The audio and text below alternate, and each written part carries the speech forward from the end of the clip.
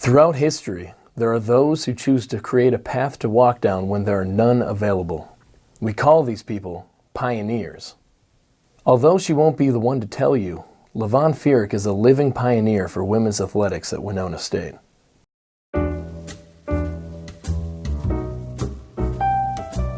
Growing up on a farm in Clear Lake, Minnesota in a large family, Lavonne learned at a young age what hard work was all about. I have 9 brothers and sisters. The oldest, they helped on the farm, but they were gone by the time the younger ones were born. And so I got to do some of the outdoor work. But we became pretty competitive on the farm as kids. Right. We learned how to be competitive with each other and enjoyed that competition. So maybe that's where my career led me as a result of that. That competitive edge and dedication to hard work carried her into high school, even though there were little opportunities for women in athletics.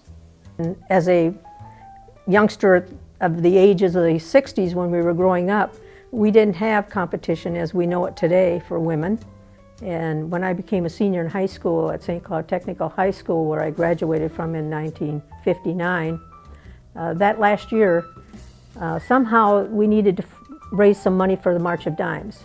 And I had the opportunity to compete before the boys' game in a girls' basketball game. So maybe that would be considered my first attempt at being competitive in front of a crowd. The feeling of being part of a team would have to wait for Lavonne. Right out of high school, she started working for J.R. Reynolds in Mound, Minnesota. She quickly realized that sitting behind a desk was not for her. Because it was difficult for my parents to help me with the finances, I knew I had to work to get there. So not only working that year and a half before I started college, it kind of taught me that I could work through college and still afford to make it through those years without having to ask for any help financially. So I was able to complete my degree without having to take a loan. Lavonne originally went to St. Cloud State University with the hopes of becoming an elementary school teacher, but one class would change her career path. I took a class as a student at St. Cloud, and the class was a physical education class. And I thought I was going to be in elementary education. That was really where I thought my goal would be. But after I took that first class, I decided there was more of a challenge for me to be involved with physical education. And at that point, I had no thought that there would be opportunities for women to compete. While attending St. Cloud State, Lavonne was immediately drawn to college athletics. They did have opportunities for us to participate in tennis. And I was not a tennis player, so I had to learn to play tennis. And as a result of that, I did compete in tennis tournaments at the University of Minnesota and at Carleton College. As they were the only 2 we had, that's where I went and played. After graduating in 1964, Lavonne taught high school physical education and health in Staples, Minnesota. She left teaching for a short period of time to earn a Master of Science degree in education at Southern Illinois University. That advanced degree allowed her to move on to the next chapter of her career at Winona State University. I was asked to start a women's gymnastics program and also coach tennis at that time. So I came back and that's what I did. Lavonne, one of the first females to coach women's athletics and teach physical education at Winona State University in 1969, elicits a strong admiration by her former colleagues, students, and players. Longtime friend and colleague, Joyce Locks, recalls the day Lavonne interviewed at Winona State. Lavonne applied for the position in physical education, to teach physical education, and with the hopes of coaching, which we were looking at.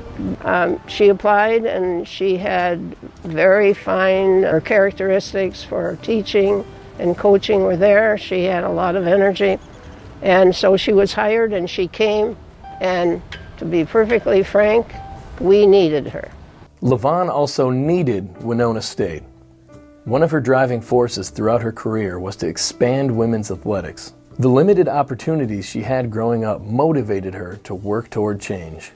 Give them opportunities that I did not have, and also hopefully help them become good citizens and learn from their experiences, because being a a female athlete at that point was very much a struggle in the early days, in the early 70s, when we didn't have much competition for women.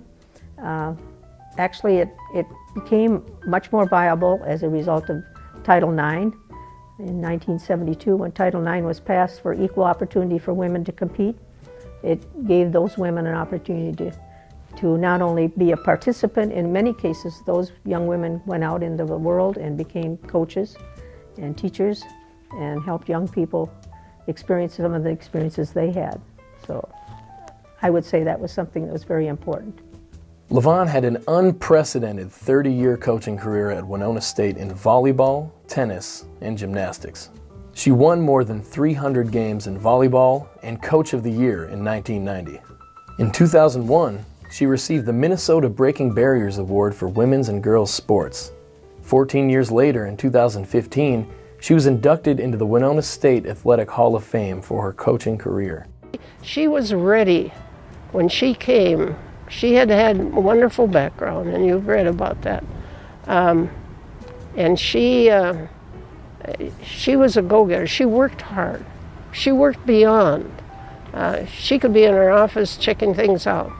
One of the things that she did was to establish, correct me if I'm wrong, a database for the statistics with her, I think with her teams, and then they were able to transpose those into other teams. But she did that. She worked with a computer way before anybody else. Lavonne was also revolutionary for the teams she coached and was always striving to help others become better. Jill Kronebusch, a former player and colleague, always felt Lavonne had a progressive coaching style.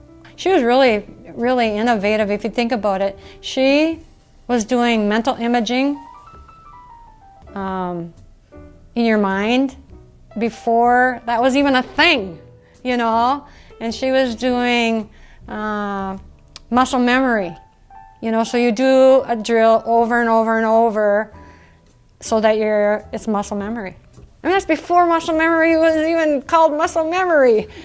Jill played volleyball for Lavonne from 1974 to 1978.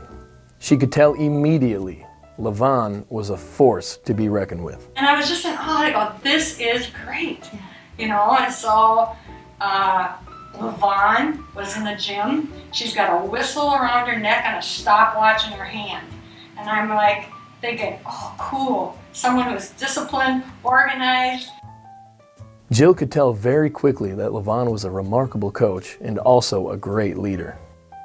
But I think her biggest accomplishment is taking such a diverse group, uniting them without too many flare-ups. Kids coming from all angles, all different backgrounds, you know, selling them on the theory you're running, you know, of the game with not too many flare-ups. Lavonne's ability to lead and inspire her players came from her straightforward attitude. You know, but, you know, she sold me on it. She goes, well, if you want to place on this team, this is what you'll have to do. That's one thing about Lavonne. She went right to the point. She could read your abilities, and she, you know, said, this is how it is. If you want to fit in, this is what you have to do. And that went all 4 years that I was there. She was just like that. Jill said Lavonne understood we were students first and athletes second. So, but she was pretty reasonable as far as that goes. And I did learn that from her too, that I needed to remember they're students first, athletes second, you need them to graduate. Bingo. Because that's pretty big too. If you can say, everybody that I went through, all my friends, whatever, they all graduated, nobody dropped out, and they all got jobs when they left. Jill learned a lot from Lavonne over the years. Much of that happened off the court. You know, what her style was kind of my style. Overall, I think I became a good listener because she was a good listener. I had problems with some of the kids on the team, I brought them to her. I go, hey, I need some help here, you know, can you give me, you know, we talk about it, and she said, well, you know, I think we need to bring those two in. Whether she was in the role of coach or teacher, one thing is clear. Lavonne created special relationships with the people that she worked with. There was a desire, there was the passion to do something beyond, not to just help herself, but students were always in her mind. They come back and they want to see Coach Fiereck, no matter who they are. Lavonne has played her role in advancing women's athletics and has passed the torch to the next generation of women. I hope it continues to do as they are doing now, because there's some very fine teams here right now. The women's volleyball team has been very successful. Women's gymnastics has been successful over the years. I know there are competitors individually, both track, tennis, and all those fields that have had successes at the national level. And I hope that they continue to have those successes and that they bring those successes from the field or the floor or wherever they're competing into their profession and into their careers as they leave the university. I think there's a lot of potential for those women to be successful at anything they choose to do. Many people have left their mark at Winona State University.